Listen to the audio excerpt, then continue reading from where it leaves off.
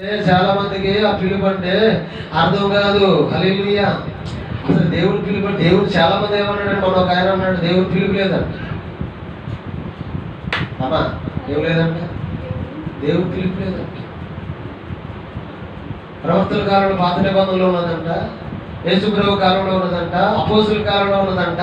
ఇప్పుడు పిలుపు లేదన్నాడు. ఇప్పుడు పిలుపు లేదంట. ఇప్పుడు అంట మరి అన్న పిలుపు లేకుండా సేవకాలకు వస్తామయ్యా, సేవలా చేస్తామంటే సంఘం ఎన్నుకుంటుందంట, సంఘం ఎన్నుకుంటుందంట. దేవునికి మహిమ కలుగును కాక. ఇప్పుడు ఉదాహరణ నేను ఉన్నానండి, సంఘం ఎన్నుకుంటారు. నన్ను ఎవరు ఎన్నుకుంటారు? సంఘం. హల్లెలూయా. ఆయన అపోస్తుల గారు ఆయన 12 మందిని పంపుతున్నప్పుడు ఏమన్నాడు? సర్వలోకానికి వెళ్ళండి, సర్వ సృష్టికి నా సువార్తను ప్రకటించండి, తండ్రి కుమార పరిశుద్ధాత్మ నామములో బాప్తిస్మం ఇవ్వండి అని చెప్పాడు.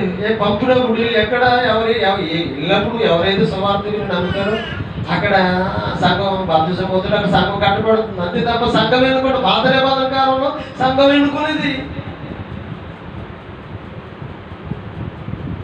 సమూయేలు ప్రవక్తగా ఉన్న కాలంలో సమూయేలు కుమారుడు చెడిపోయారు. వాళ్ళు సమూయేలు తర్వాత వాళ్ళే రాజులు అనుకున్నారు, వాళ్ళు నాయకులు అనుకున్నారు. కానీ ఇజ్రాయేల్ ఏమన్నా తెలుసా? వద్దు బాబాయ్, నీ కొడుకులు మంచోళ్ళుగా తాగుబోతులు, తిండిపోతులు, వ్యభిచారులు, నీ కొడుకులు మాకు వద్దు బాబాయ్, మాకు సేవకుని ఒక ఎందుకు చేయమని చెప్పి సమూయేలు దగ్గర ప్రాధాన్యపడ్డారు. అప్పుడే సౌలుని ఇజ్రాయేల్ మీద సమూయేలు రాజుగా నియమించాడు. దేవునికి స్తోత్రం చెబుతామా?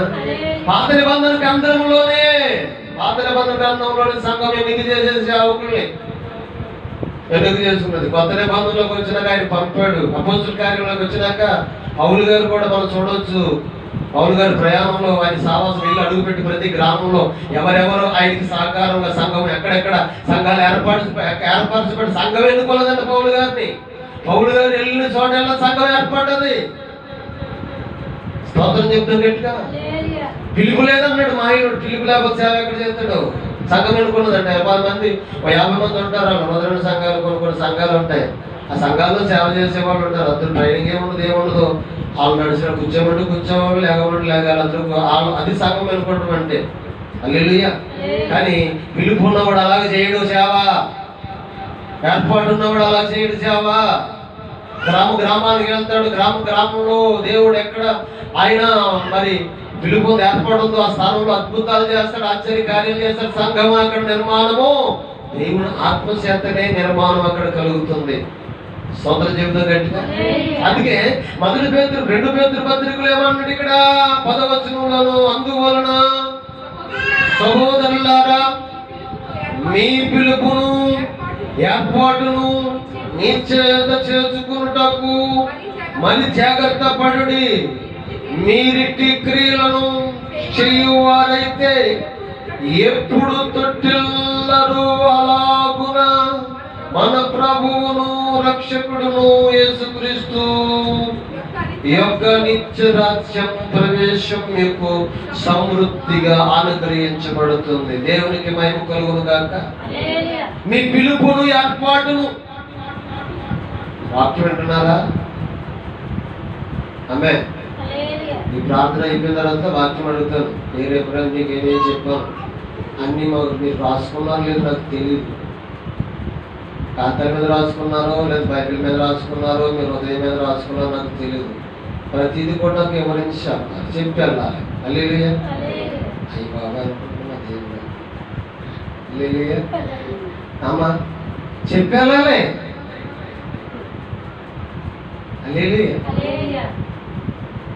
ఏదైనా చెప్పమంటే చెప్తాం, ఏదైనా జ్ఞాపకం ఉంటుంది. ఇప్పుడు అన్నాను నేను ప్రార్థన చేయను అన్నాను అనుకో, ఆ మాట జ్ఞాపకం ఉంటుంది. పాస్టర్ గారు ప్రార్థన చేయను అన్నారు.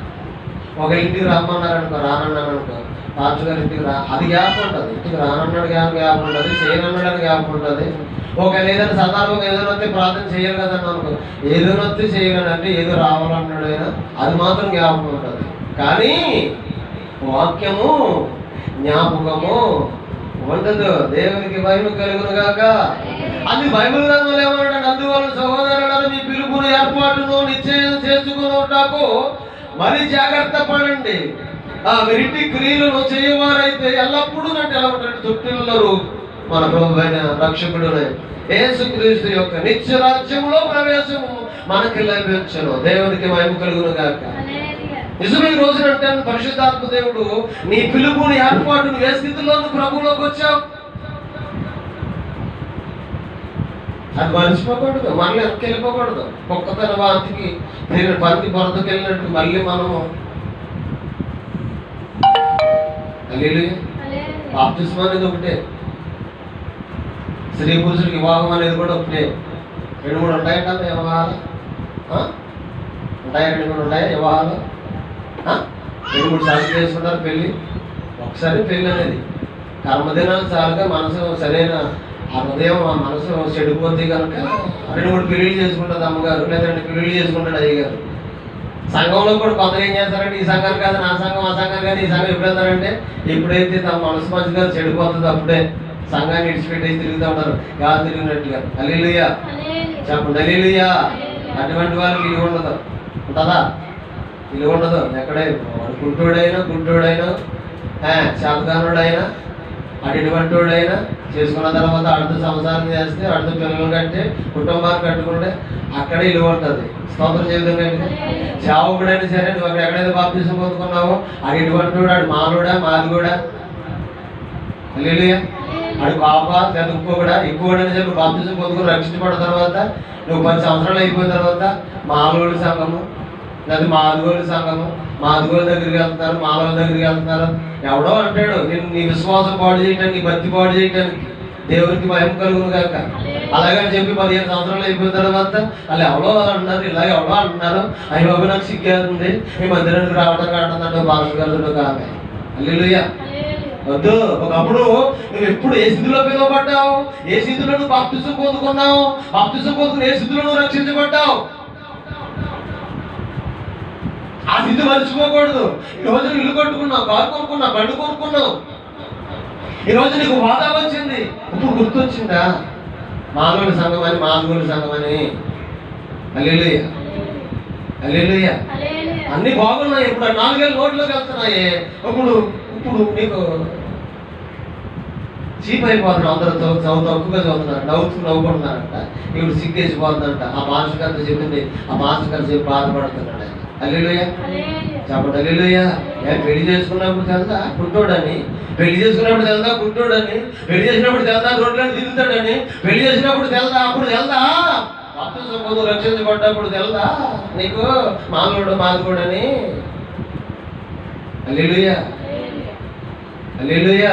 అది తప్పు. అలాగే వెళ్తాం వాళ్ళు అలాగే నీకు ఉన్న విలువ పోతుంది, గౌరవం పోతుంది, నీ బ్రతుకు నీ స్థితి మారిపోతుంది. అలాగే పని ఏ విషయంలో కూడా, కుటుంబ విషయంలో కూడా, సంఘ విషయంలో కూడా అటువంటి పనులు ఎవరు కూడా చేయకూడదు. దేవునికి మహిమ కలుగును గాక. బైబిల్ అంటుంది ఒకప్పుడు మనము దూరస్తులమే, కానీ క్రీస్తు రక్తం వలన అందరం కూడా అంటే సమీపస్తులుగా ఉంట. ఎప్పుడైతే ప్రభు రాత్రి బల్లలో ప్రభు శరీరంలో రక్తంలో పాలుపొంగులు పొందుతున్నావో మాలా మాది ఉండదు. నిన్ను కోసిన ఆరాత్మే, నన్ను కోసిన ఆరాత్మే, మనందరం కూడా సహోదరులమై ఉన్నామంటున్నాడు అక్కడ. దేవునికి మహిమ కలుగును గాక.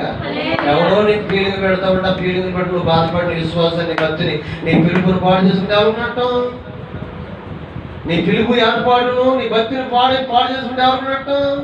సాధారణంగా ఏదో రోజు ఒక తిరుగుతాడు, దొక్కుతాడు.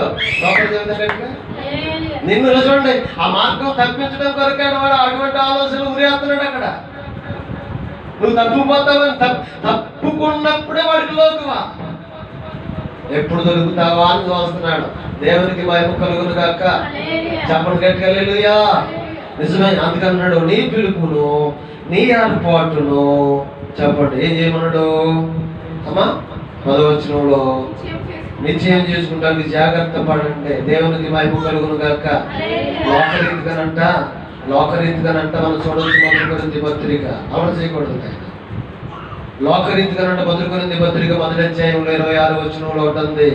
ఏమంటే లోకరీతిగానంట జ్ఞానం కలిగిన వారిని ఆ జ్ఞానం వ్యర్థపరచడం కొరకంట ఈ లోకంలో జ్ఞానం లేని వారిని జ్ఞానం లేని వారిని పిలుస్తున్నాడంట. గనులైన వారిని ఘనత వ్యర్థపరచడము కొరకు ఘనహీనముగా ఉన్న వారిని పిలుస్తున్నాడట ఆయన. దేవునికి మహిమ కలుగును గాక.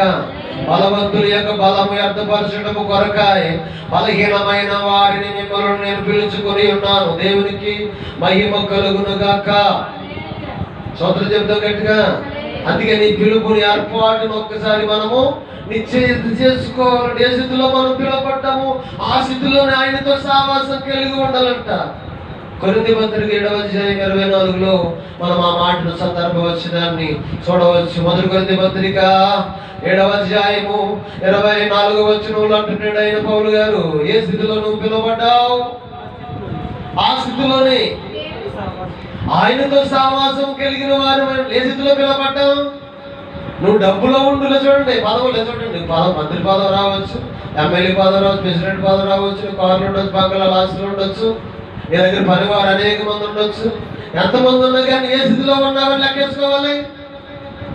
అమ్మా మొన్న మా ఇంటికి వచ్చింది మా జీవన, చూసింది మా స్థితి అది కాదు. అంతకుముందు పాములుండి, తేళ్ళుండి, చెర్లుండి, తాటాకులు, కొబ్బరాకులు, భయంకర చెత్త ఉండేది. నేను ఇప్పుడు కూడా అదే ఊహించుకుంటాను. మా ఇంటికాడ టైల్స్ చేయబడిందని టైల్స్ చూసి నేను మురిసిపోను. దేవునికి మహిమ కలుగును కాక. నాకున్న పరిస్థితిని బట్టి, నాకున్న ఈ జ్ఞానాన్ని బట్టి నేను మిరిసిపాటు కలుగున్నాను. దేవునికి మహిమ కలుగును కాక.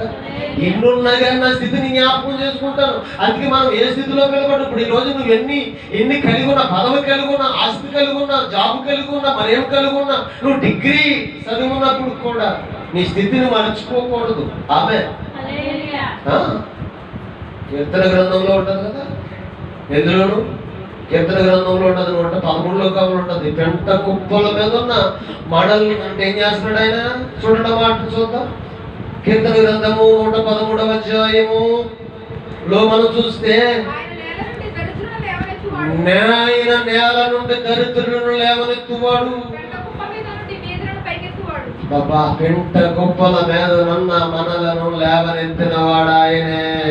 స్తోత్రం జీవితం గట్టిగా.